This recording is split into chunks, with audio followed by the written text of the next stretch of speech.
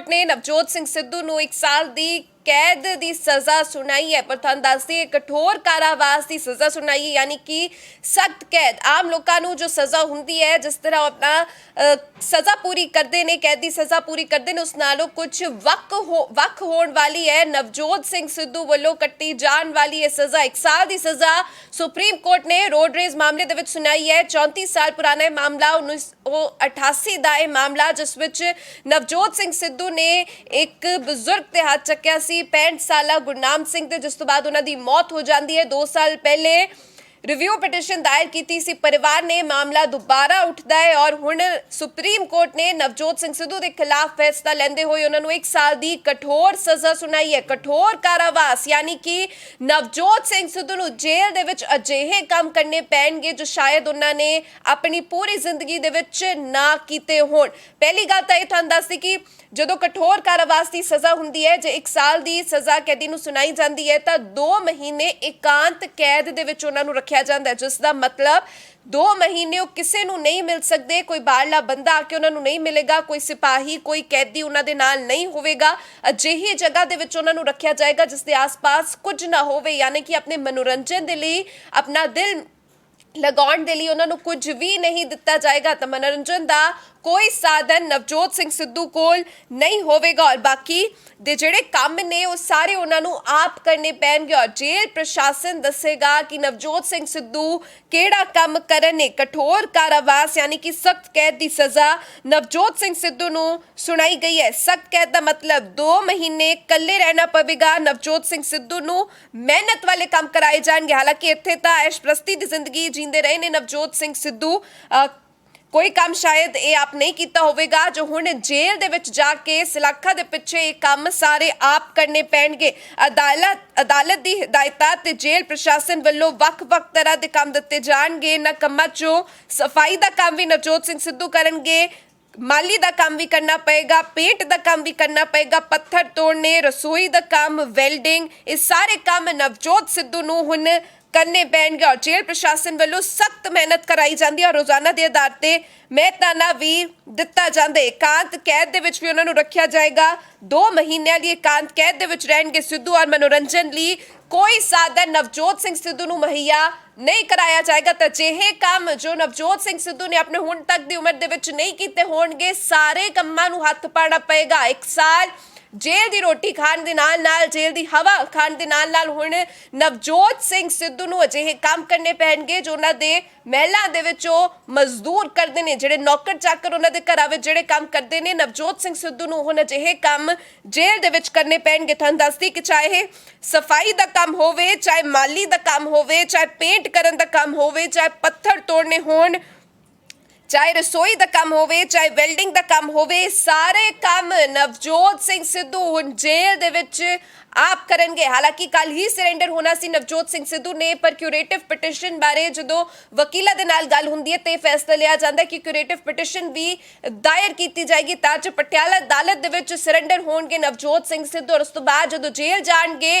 तो अजिहे काम उन्हां तो करवाए जाणगे कदी उन्होंने सपने दे विच नहीं सोचा होना कि अजिहे काम जिंदगी दे विच कदी करने पै जाणगे। तो चाहे सफाई होए, चाहे माली का काम होवे, चाहे पेंट का काम होवे, चाहे पत्थर तोड़ने पैण, चाहे रसोई का काम होवे, वेल्डिंग का काम, सारा काम नवजोत सिंह सिद्धू नूं जेल दे विच अपने हत्थां नाल करना पएगा। हत्थां दे नाल एक काम करना पएगा। बहुत ही सख्त मेहनत जेल प्रशासन वालों करवाई जाएगी। तो की बनेगा हुण ये देखना बनता है। नवजोत सिंह सिद्धू नूं सुप्रीम कोर्ट ने कठोर कारावास यानी कि सख्त कैद की सज़ा सुनाई। 1 साल तो जेल दे विच रहणगे, पर की होएगा नवजोत सिद्धू दे नाल जेल दे विच? पहली गल तां है कठोर कारावास यानी कि 2 महीने एकांत कैद दे विच रहणगे। इसका मतलब कोई कैदी, कोई सिपाही या कोई होर उन्हां दे कोल नहीं जाएगा, किसी नाल गल्लां नहीं कर सकते, किसी नाल जज्बात साझे नहीं कर सकते, किसी नाल कोई मुलाकात नहीं होवेगी और मनोरंजन लिए कोई साधन नहीं होवेगा।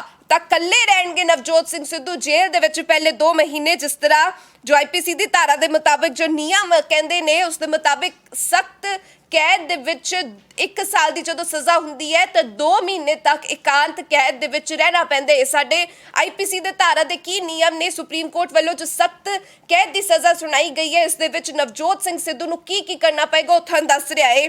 जो साडा कानून कहंदे जो साडी लॉ कहंदे उस दे मुताबिक नवजोत सिंह सिद्धू नूं की करना पेगा वो तुहानूं दस रहा।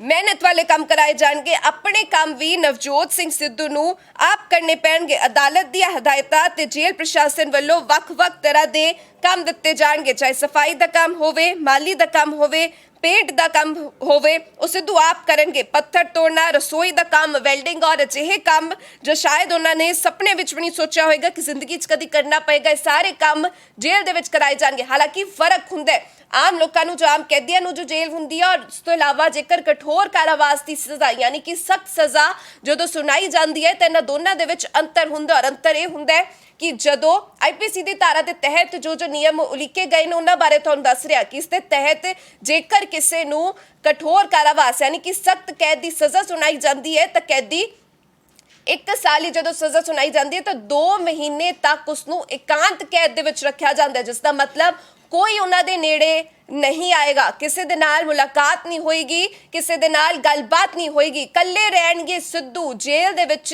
इकल्ले रहणगे सिद्धू और मनोरंजन दा भी कोई भी साधन सिद्धू नूं मुहैया नहीं करवाया जाएगा। तो कल्ले रहना पवेगा, अपना मनोरंजन दा साधन आप बनना पएगा। उस तो बाद कई काम भी जेल प्रशासन वालों उन्हां तो करवाए जा सकते हैं। हालांकि ये भी जरूर तुहानूं दस दी कि क्या गया मीडिया रिपोर्ट्स मुताबिक कि सिद्धू अपनी मनमर्जी का भी काम कर सकते हैं, पर अजिहे काम जिहड़े कैदियों तो करवाए जाते हैं जिन्हां नूं कठोर कारावास की सज़ा हुंदी है उन्हां तो सफाई का काम, पेंटिंग का काम, वेल्डिंग का काम अजिहे काम उन्हां तो करवाए जाते हैं और मेहनत भी दिता जाता है। जेकर कोई काम करता है तो उसनूं उस अकॉर्डिंग वेजेस भी दित्तियां जांदियां ने। नवजोत सिंह सिद्धू नूं सुप्रीम कोर्ट ने सज़ा सुनाई है कठोर कारावास यानी कि सख्त कैद की सज़ा सुनाई है।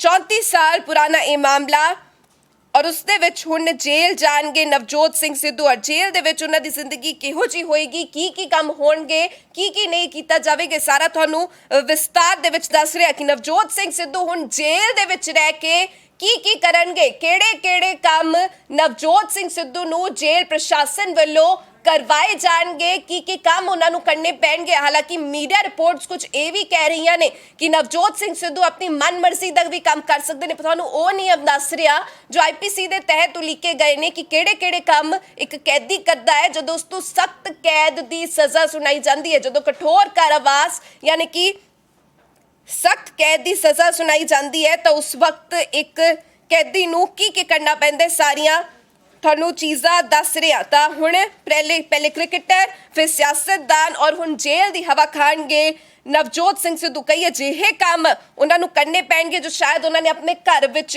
कदी ना कीते होण और अजिहा उन्होंने करन बारे कदी सपने दे विच सोचा भी ना होवे। तो हुण जेल दे विच उन्होंने रहना पेगा। हालांकि क्यूरेटिव पटिशन दायर करन बारे वकीलां दे नाल गल हुई है, उस दे बारे की होएगा और तुहानूं ये भी दस दे कि पैरोल दे विच 6 महीने तक तो मिनिमम नवजोत सिंह सिद्धू नूं जेल दे विच रहना ही पवेगा, यानी कि अगले 6 महीने मिनिमम नवजोत सिंह सिद्धू जेल चों बाहर नहीं आ सकते। तो थानू दस रहे कि नवजोत सिंह सिद्धू जिन्होंने सुप्रीम कोर्ट ने 1 साल की सज़ा सुनाई है, आम सज़ा नहीं है, एक कठोर कारावास है यानी कि सख्त कैद की सज़ा जिसदे विच अजिहे काम कैदियां वालों कैदियां तो करवाए जाते हैं जो जेल प्रशासन का मन करे काम वो कैदियां तो करवा सकता है। रसोई का काम, सफाई का काम, पेंटिंग का काम, वेल्डिंग का काम, ये सारे काम नवजोत सिंह सिद्धू तो करवाए जा सकते हैं। उन्होंने सब कुछ जेल दे विच कैद होके सलाखा पिछे सब कुछ करना पै सकता है और एकांत कैद भी नवजोत सिंह सिद्धू नूं भुगतनी पै सकती है,